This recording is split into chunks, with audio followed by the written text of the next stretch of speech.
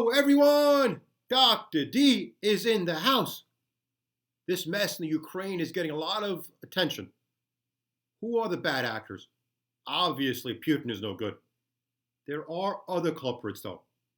There is an unholy alliance between the military-industrial complex and the neocons. Let's first explain the terminology. Military-industrial complex is a phrase that everybody's favorite general, President Dwight D Eisenhower, used in his 1961 farewell address. He warned about a permanent armaments industry of vast proportions with unwarranted influence. He was worried about the disastrous risk of misplaced power. He commented on the need for peaceful goals and methods to best protect our security and liberty.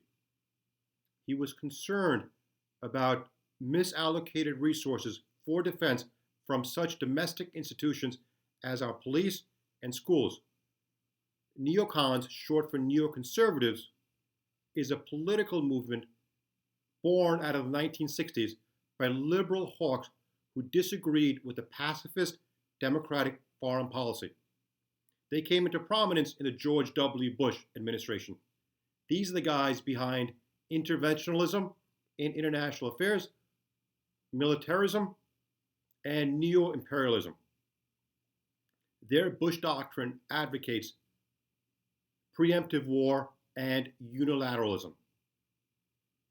Now, before we bash these guys, they did do quite a bit of good. They helped win the Cold War. But why is it unholy? Why should you care? Why is it relevant?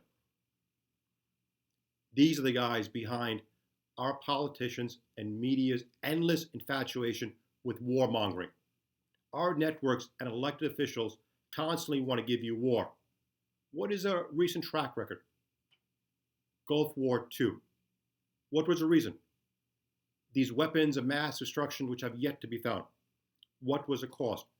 At least 4,400 U.S. military casualties and over $1 trillion. The prolonged war in Afghanistan has cost at least 2,200 U.S. military deaths and around $1 trillion. Now, bin Laden has been dead for over 10 years.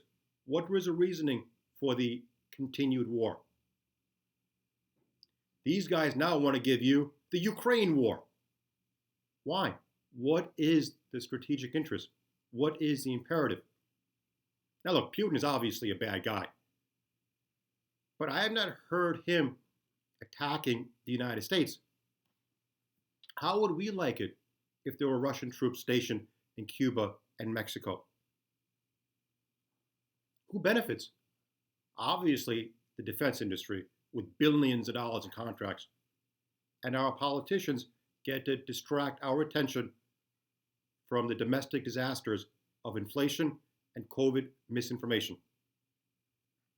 Dr. D says, be wary of unholy alliances. Thank you very much, and please subscribe.